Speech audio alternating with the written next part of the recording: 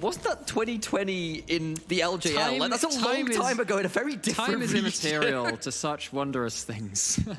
All right, well, we've still got a Carpets of Doom combo nonetheless between Dawning Shadow and Call of the Forge God and Package. That's a lot of carpets to lay out and make Vanir feel really special. Yes, this way into the grave. Yes, it's just a big carpet laid out to a big like 6-foot hole in the ground. But on the other hand, like Vanir, between Jhin and Xerath, that is quite a lot of range and it's a lot of burst. That's not the most consistent damage I've ever seen in the team comp. No. And I think in terms of like the consistent damage and blah, blah, blah and all this other stuff, like I do want to bring it over to Riddle's draft in terms of how they pick ordered things. Because let's be honest, Lee Sin was likely going to be the jungle pick anyway. Sure. You could have picked Trundle as well. I would really like to echo what the Adask was saying in terms of actually, why don't you try and pick for a winning lane? Particularly as we talked about this a little bit on pre-games and blah, blah, blah. Corki loves to have something on the side lane to kind of balance out his deficit early.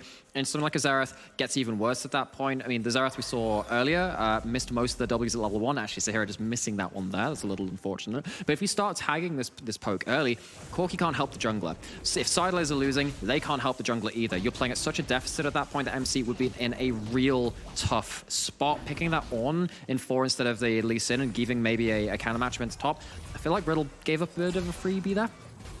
Maybe did, and of course Sahira, with those minion dematerializes with the first strike, looking to try and take control of the lane best he can with those particular choices. I hadn't noticed that. That's very cool. So trying to make sure that Corki is corralled somewhat in that laning phase is a little bit of early trading. I suspect Set wins that. Nuke coming out slightly worse for wear at the end of all that. Actually, seeing this dematerializer, I wonder if we're going to see something quite special. Remind me to talk at 6 minutes 30, and then we'll have a chat around that. But there's some very cool rotations you can do around that point in time, which then lead into a Herald fight. He's got the pen out. He's noting it down. Oh, good Sam. He's listening to me for once. Yeah, make some notes, and we'll see whether we do need to tune in that 6 minute 30 mark. I think I know what you might be talking about. We'll leave it as a surprise. It's a mystery for the last couple of days. It's exactly what you're thinking about. It actually is. You've talked about it profusely. Really cool little bit of macro movement available. We'll talk about that later on, though, as MC has cleared red Raptors, then come down towards his bot side to try and shield in case anything crazy happened early on. Of course, Jin's out a very capable level 2 ganker, but that hasn't happened. Instead, Noodle has gone for the full clear, will have the red buff available, and could still attack Fadicham and Nukes if they continue to shove up. Okay, so Noodle's going to get a slight advantage in terms of camp respawns at this point. Has taken down his blue side at this point too. He's going to get the full clear outside of that too. So let's go check in with these priorities. And as you can see, at least the center Nautilus is pushing in for the side of Riddle. They do have the Dematerialize to help with that. They have the, also when it comes to cannon waves, you pop that onto it instantly. It's cannon gone. Very good for that instant prio. As you see, the level 2 evolving. Prio, is that going to lead to a one fight? Oh, Nukes takes so much damage. Kevo nearly gets that kill. The Ignite comes down and Nukes had to flash out. MC's around, but so is Noodle.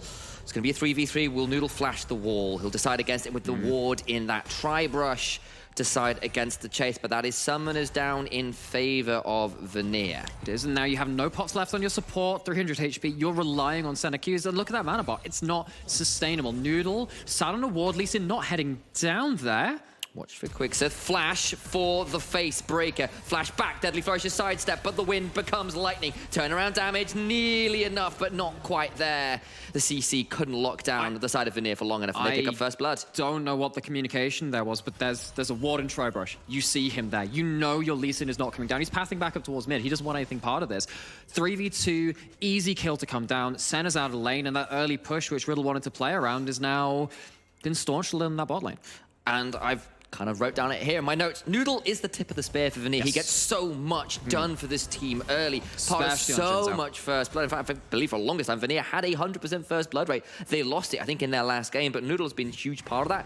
It cost him both Scuttlecraft, but I think, honestly, getting this Senna Nautilus line behind a bit, getting things rolling, probably worthwhile for Vanir. That's really interesting, because so actually one of the more interesting stats is one of Bifrost, where they have something like they're 5-1 or now 6-1, and then they've actually lost first blood in every game but one. So Vanir kind of doing a bit of the opposite of that. But you know, what they have been doing the opposite of is succeeding, and Vanir have done that. I wouldn't say completely against expectations. Of course, there was some hype for them coming into this, but maybe not quite to the same level as M&M, where we kind of count them a bit down and out. But Vanir have really shot up in expectations. They have said, hey, we think we're underrated. And honestly, with what they've shown so far, even though it's only half a split in, I'm on the Vanir train myself.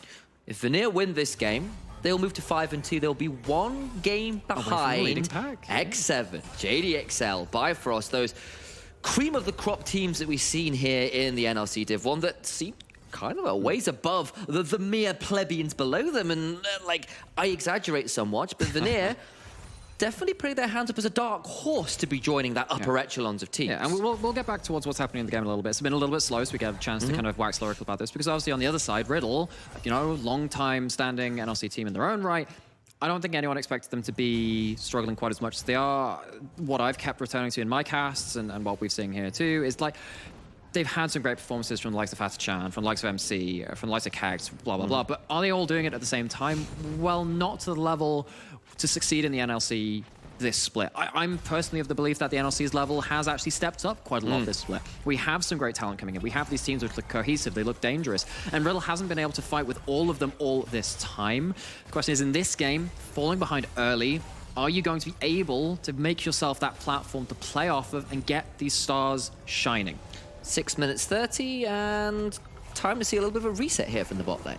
Okay, so 6 minutes 30. So what you can do at this point, if you really want to play around Herald, is you can hard shove a wave out at this point. You then recall, support goes mid, uses another dematerializer there, goes back bot, comes back mid, and you get level 6 by sharing 2 waves of XP on when you're mid, and then also collecting 1 on bot to get level 6 for the Herald. If that happens, you know exactly how it's done. You might have to go clip that, because there's a lot of words in a very short space of time. It's so much Damwon did at Worlds, and it was really, really cool. And I've seen occasionally it happen across ERLs. I think actually Carmine Core did it on one of their LFL games. Don't quote me on that.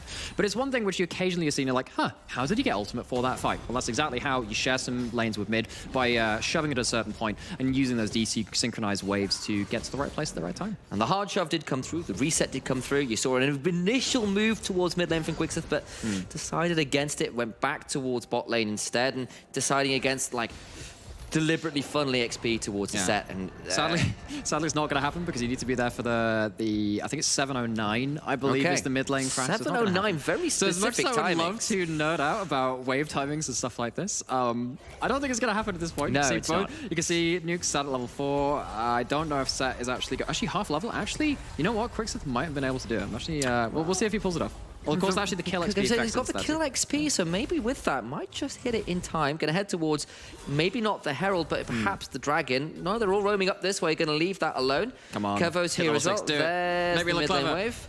Oh no, they killed it before he was in range. Killed it before he was in range, no! and he's not going to have level 6. Maybe the ward. Maybe the ward. So sad. Oh, by one moment of glory. Oh, ruined. no, he's not. How far off is he? Click on the set. Tell me how close he is. He's pretty close. He's pretty close. He's not going to get it. He might get it off the Herald kill, but alas. Nymera is a little too big brain for this one. I got quite emotionally invested in that. The tinfoil hat needs to come off at this point. You know what? It doesn't even bloody matter. They're not fighting for Herald. They're going to lose out a red buff, sure. Okay, all right, well, Nymera is a sad boy. What am I not nowadays? What am I not? I mean, I look at this and I'm like, wow, these players don't... I feel like casting is sometimes like an RTS, like, I want them to go here. I'm going to right-click on the map and they're going to move there. They don't do what I do. They don't click on it. Why aren't they moving? They don't do what I want them to do, Sam. Tell them. I'll send a strongly worded in-game message. Yeah, maybe we can send it in the form of an all chat.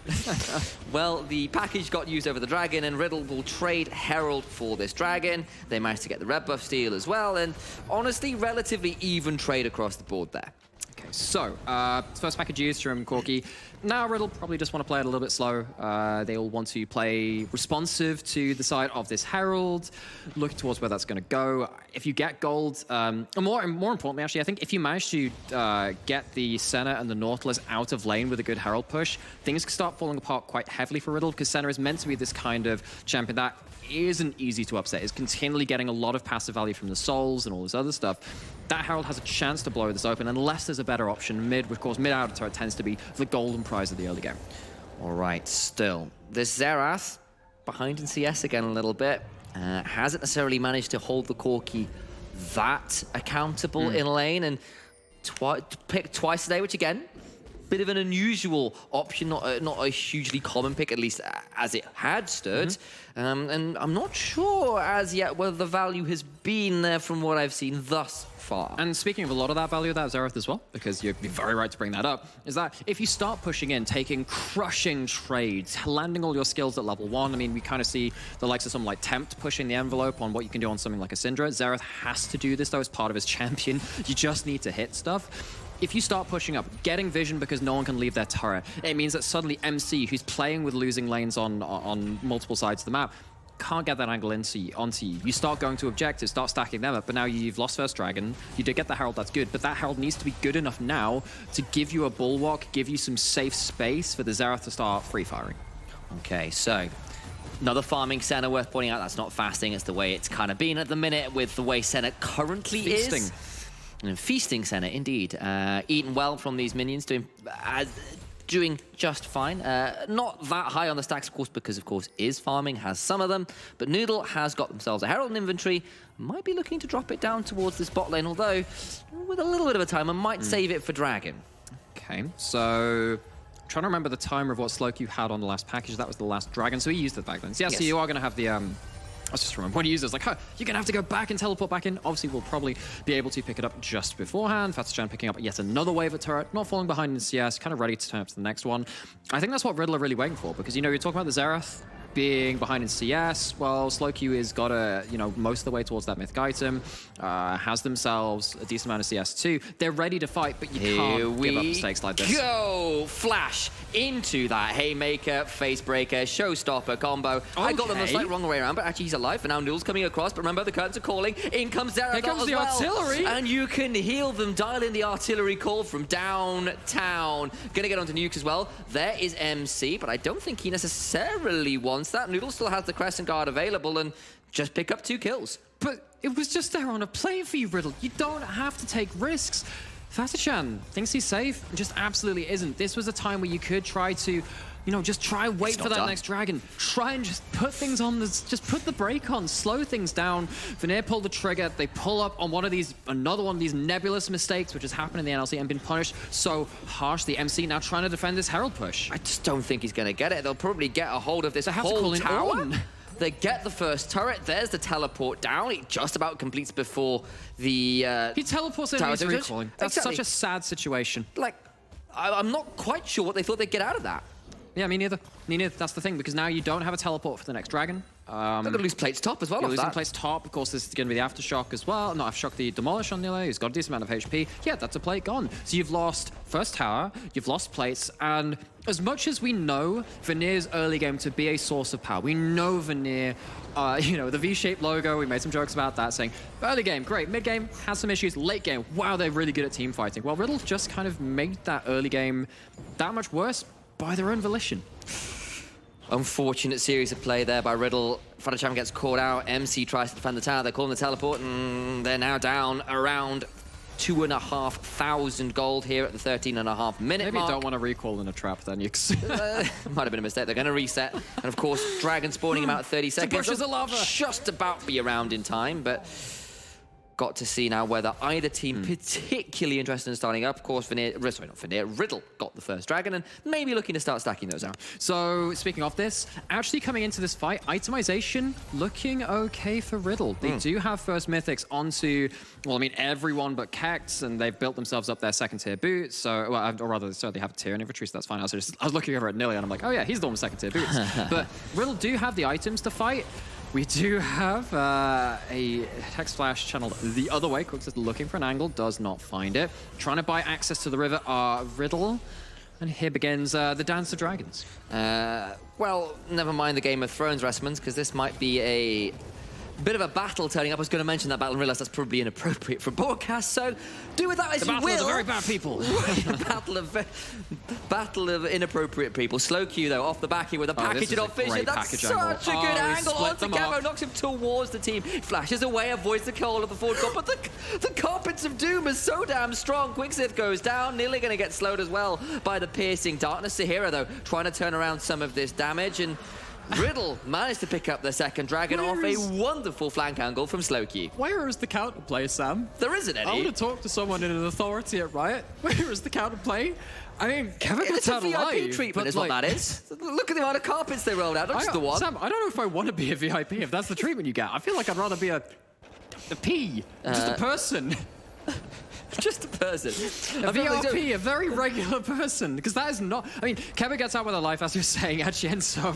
It's a viscerally interred person. You've been like put in a coffin in like various forms of dismemberment at the end of it all.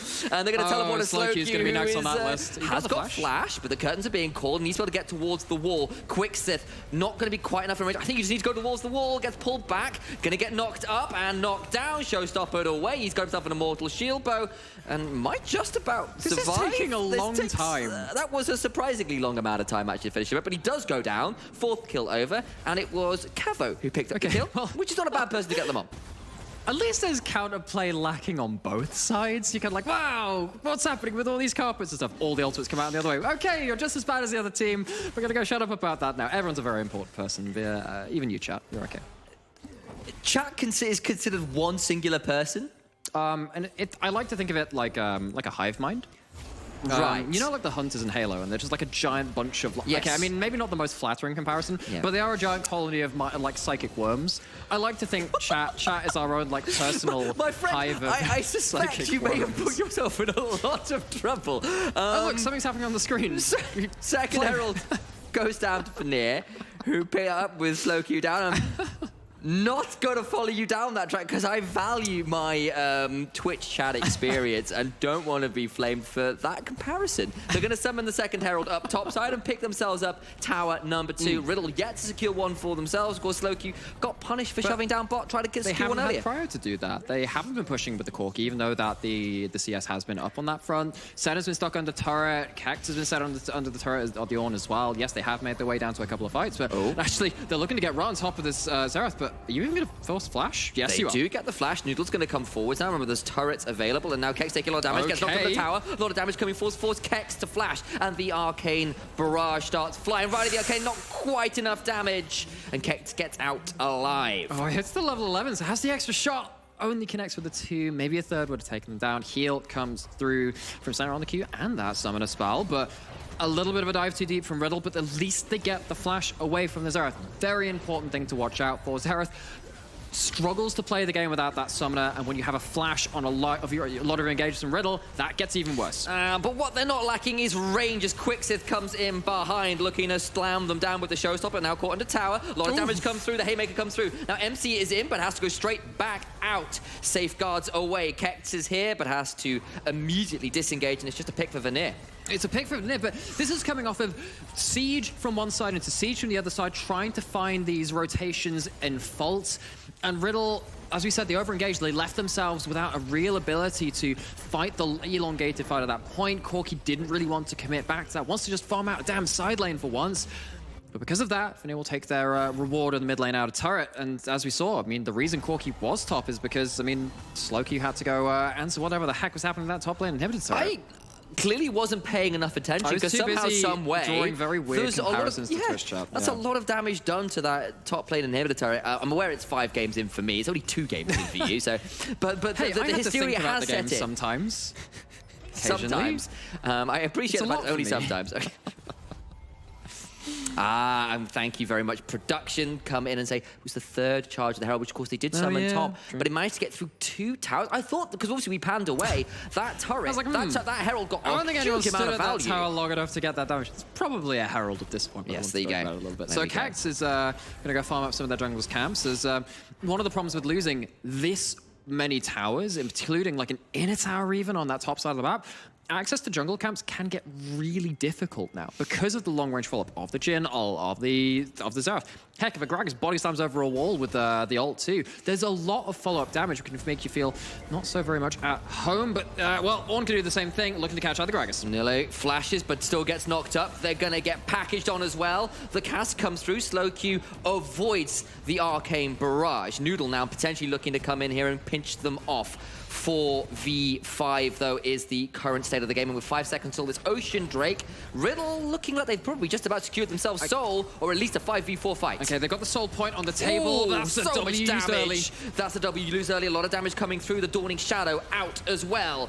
That's the Crescent Guard burn. In goes Noodle, continuing to chase forwards. Lots of damage now coming through. Curtains called, and of course the Qs from Xerath hitting like trucks at this point. Step forward onto Kex, who does go down. And actually Riddle, despite the pick onto the Gragas, still take too much damage. And actually, you know, a lot of this was like an act into, it was a play in 2 acts. You've got a lot of cooldowns to use the first, and Vanir through Noodle, the player which has so often been the one diving into the back, saving the back half of these team fights, gets right in there, but MC is still around, sees the Gragas hanging in the wings and decides not to go for the steal. But Vanir, they used this lack of resources from the first part of the fight. They've already been used at this point, of course, all of those ultimates, to try and find that uneven numbers fights, because actually those ultimates reduce the fighting power of Riddle so much.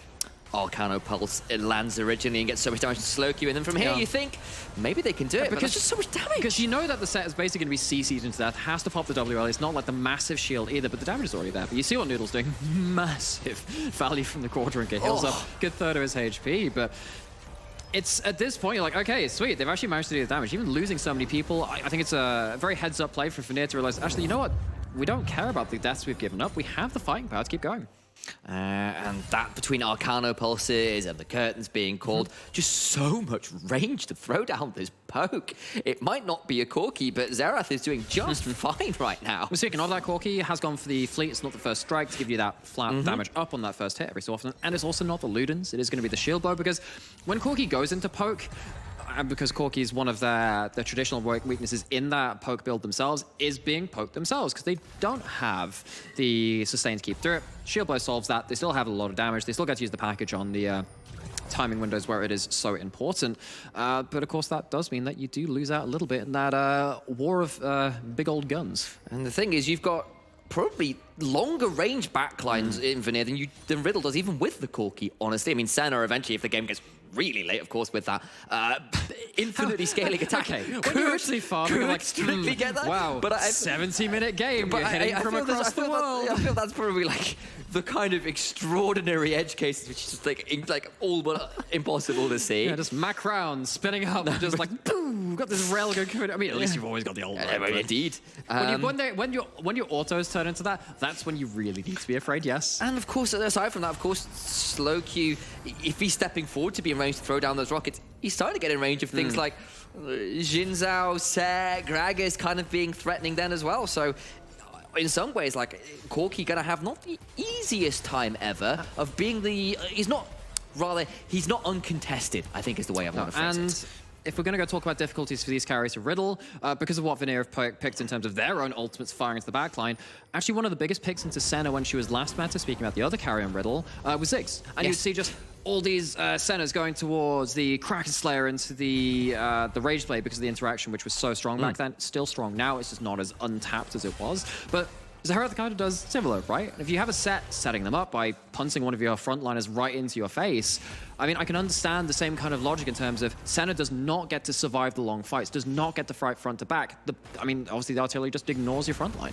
And it's led to Vanir getting themselves a strong mid-game lead, but they've had strong mid-game leads quite a lot before this, and from here on out, it started to get a little bit dicey for Vanir in weeks previous. They've got themselves 2 items pretty much across the board. It's a chem tank build from Gragas, not Everfrost, worth pointing out, but they are in a position right now to take a hold of this game, and they've certainly got the siege units to make it hurt under the towers. But okay, so just quickly revisiting some of the things that we talked about before.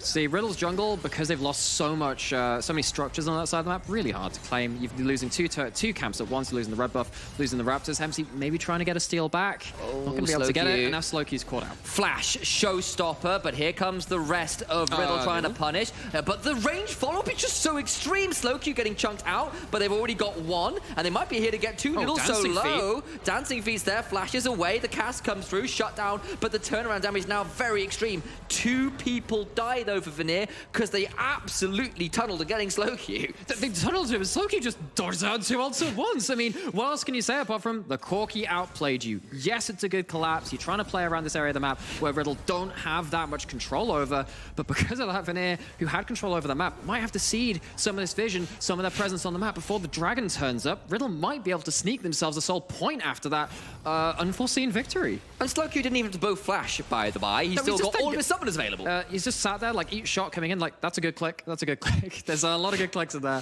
Slowcue just, just like I said, outplays him.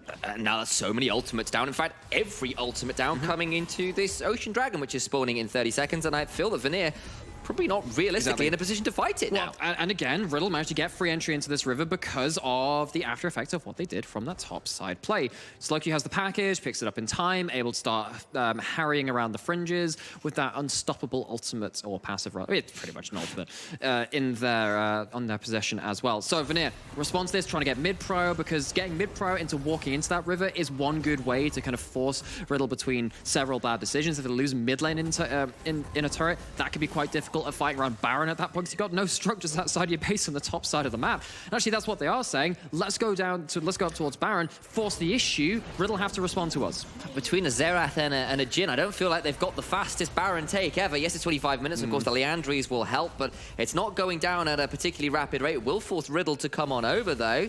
But they're just not worried. They just back away and say, fine, we'll take that bet. No, that's a really good point you bring up there, actually. Vanir's Baron speed very, very low. Nile gets caught out, has to tank it up. So much damage in Vanir's mid-game. It might be haunting them again. Vanir lose themselves a top laner, and now Slowcue, he's got himself 2 items, and all of that poke earlier on that he was happy to enjoy. It's time for him to start turning it back with a vengeance. The root under tower, though, maybe they can start turning this one back. Kex takes a bit of a chunk, but they still managed to finally secure that mid lane tier 1. And as much as actually Riddle is a team that I've maybe called disconnected before, we've used that in terms of, oh, junglers are not connected to laners. We've talked about so many teams with this. I mean, this time it's Nile is not connected to his team, just walks up as the Gragas maybe looking for some kind of pseudo-engage. All he does is eat a boatload of CC and goes down for it. No return fire, no ability to threaten the backline, just throws out the ult to try and disengage, goes down for it anyway, and now Riddle take that mid lane out of turret, which has been so hard for them to get. That's their first turret of the game, but you wouldn't have been able to tell it because Riddle are fighting pretty evenly right now. And that gold lead, which was 4,000 a few minutes ago, is now only 1,500 apart. Like, that is very even, when, especially when one of your... That's lower than it was. Indeed, by significant margin is more what I was getting at. And if you cast your eyes down to Slowcue's inventory, you can realize he's now got 3 items. He is very strong right now on the cookie. He is at critical mass, so to speak. And also at a decent amount of critical strike, because you go to the Muramana. You can't go for something like the Inveg in second unless you go for a very Whippo GP build, and lots of crit close aside that. Riddle, once again, finds themselves into the mid lane. Quicksith is just going to get popped. Lordy, he takes so much damage, doesn't even get to showstopper properly, and all the while there's a fight going on in mid lane as MC forces Kevo not to pull off the curtain call. Double kill as Noodle falls, and Slowcue now stepping forwards. Look at the damage he's putting down. Just not quite enough. But the root comes through from the Deadly Flourish, and maybe they can get him. Force the flash, the cask is good, but they just can't finish the kill. Quicksith is on the flank, and we kind of criticized him a little bit for this against JDXL and their loss there. Goes up a little too far beyond the safe vision line. Vanir looking to a way to re-stabilize this game, but Slowcue flies in right at the Valkyries, burns him down. Watch for the Arcano pulses, watch for the shocking orbs. Can Sahira do the damage required? Baron has been started, Kex and nukes off vision in 2 separate bushes as Slowcue tries to be obnoxious from the angle. 3v5. Kex is there, but that's a good route. The turnaround did a fantastic job. Of course, Vortigal coming through. Sahira off the backside trying to get some damage down, but it's just not quite enough. Kevo flashed away, still gets knocked up from the searing charge.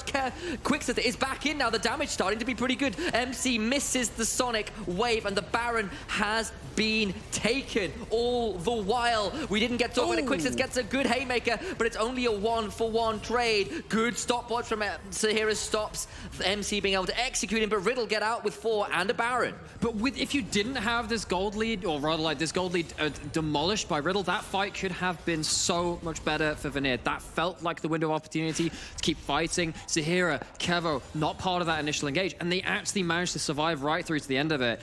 I mean, Riddle feels like they almost overplayed themselves, but they still come out with a 2-for-1 at the end of it. The gold now dead even. Vanir's mid-game haunts them once more, and Riddle, with this scaling composition, with the Ornn, with the Corki, with the Senna, with a Wormfall and Sacrifice in Senna's inventory as well, courtesy of all upgrades. Please do. Yeah, absolutely. Indeed, thank you. I appreciate that. Certainly looking to put on a fireworks display with those items. Very ready to fight, very ready to take this advantage and turn it into a game win. I was going less for the fireworks and more for like the sitcom thing, but it's more like sit and mid-com, and it's not actually that comedic if you're a Vanir fan, because it's actually really difficult to deal with the center at this point too. Big moment that last fight, actually you saw the presence of mind come in when Fastsham was at 0 mana, gets the first kill, actually able to put out a decent amount of damage after that point. Quicksith. This is going for the long looping flank while they're trying to potentially engage in the mid, but again, they just can't land anything. Riddle too poised, Riddle too aware of the situation. And early plays from Quicksith were excellent, but the last few attempts have led to his demise. Of course, he is kind of the playmaker. He has to throw his face at it, but it's come with it getting broken, which of course is a little ironic considering the champion he's playing. But hey, what are you going to do?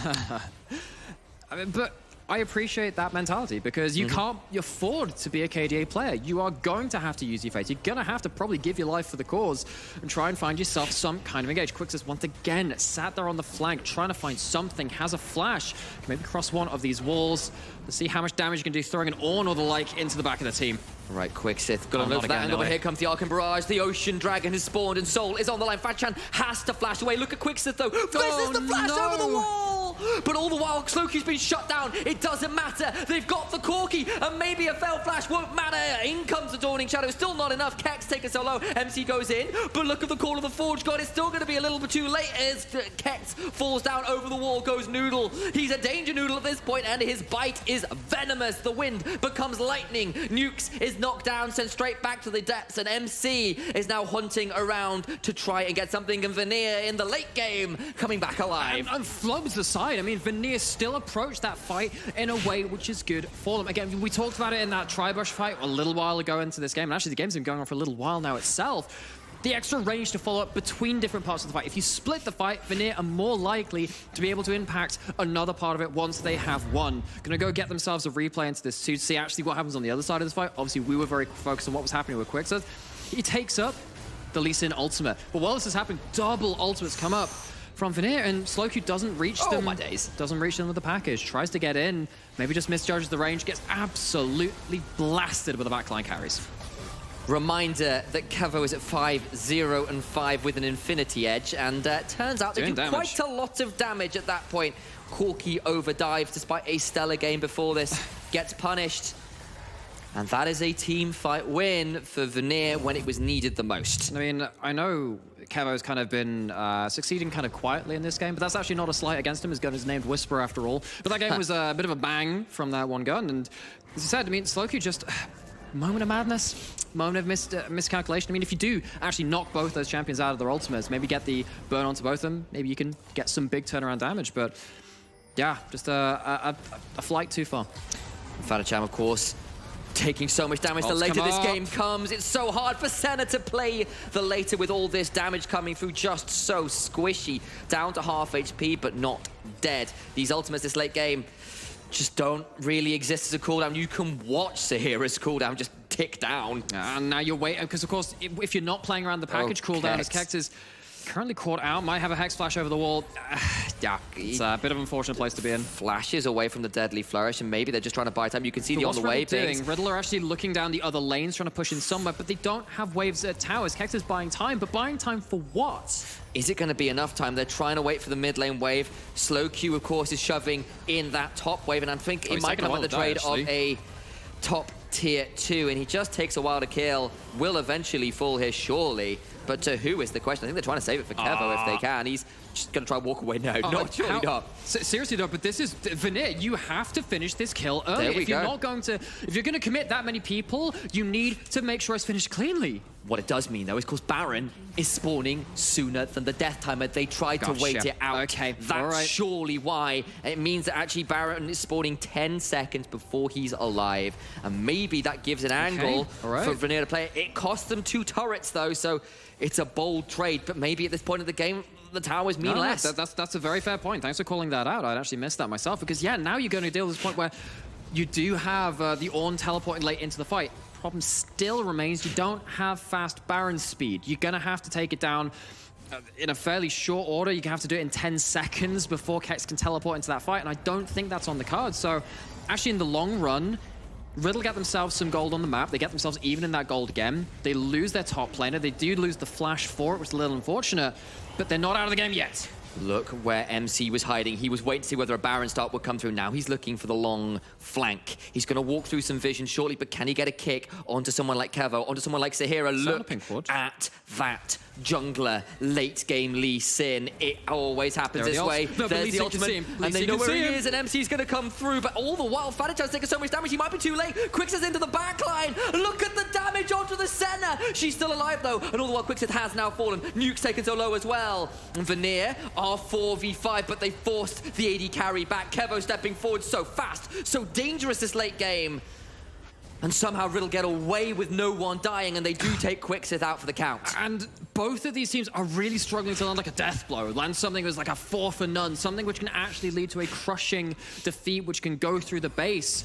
Not happening this time. So Sahira, open us up with the ult. When you open up that ult, you can see where it's coming from. You see the center of that circle.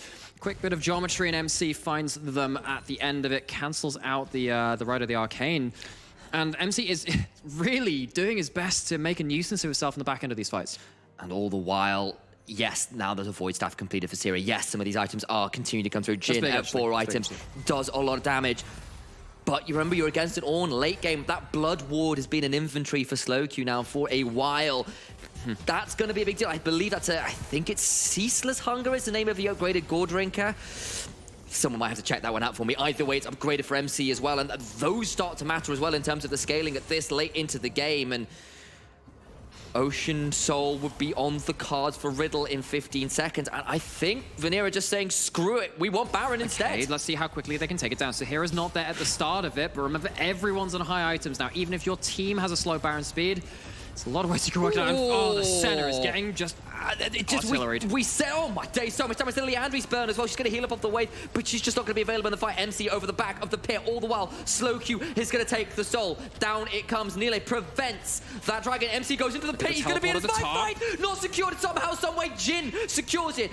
And the jungler is dead. And now here comes the package. slowQ turning around. He's on the back end of this fight. Remember the Ocean Soul. Vanir will be able to heal up a little bit more quick to take it so low. That's not the best showstopper you've ever seen in your life, but it's going to buy time. Nukes misses, but maybe not. Quixith has to flash out. slowQ's been found. slowQ's been found. He flashes forward. Kevo goes golden. They need to kill the Corki. He's into that GA ball while Sahira was left out to dry. He's going to go down, but so is slowQ. Now the curtains are called again. It might be the last fight of the game, it feels. So watch these bullets start flying. Kevo winning for the 4th shot, winning against 3, but Kex so tanky. Ocean Soul doing so much. The piercing darkness, the 3-man knockup, but Noodle gets nukes. Kex goes down, and Faticham is the one remaining member. Nile over the back end of this. He's doing so much damage. Faticham needs to stay alive, but I just don't think it's enough. They've not got away, but maybe they can end anyway.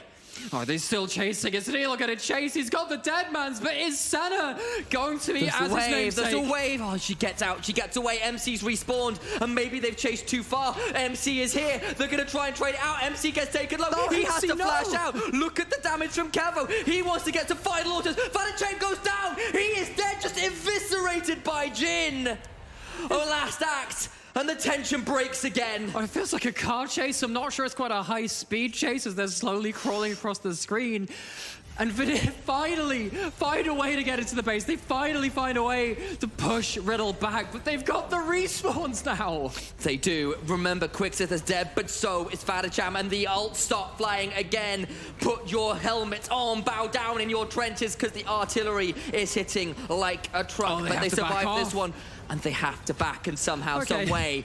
I think we're going to crest the 40-minute mark. At this point, it seems very likely. In that fight, we had the Baron go down. Yes, it did go down. I had to check that one again. We had the Soul go over to the side of Riddle. And we just had so much back and forth. It's hard to really characterize and point out one part of that fight.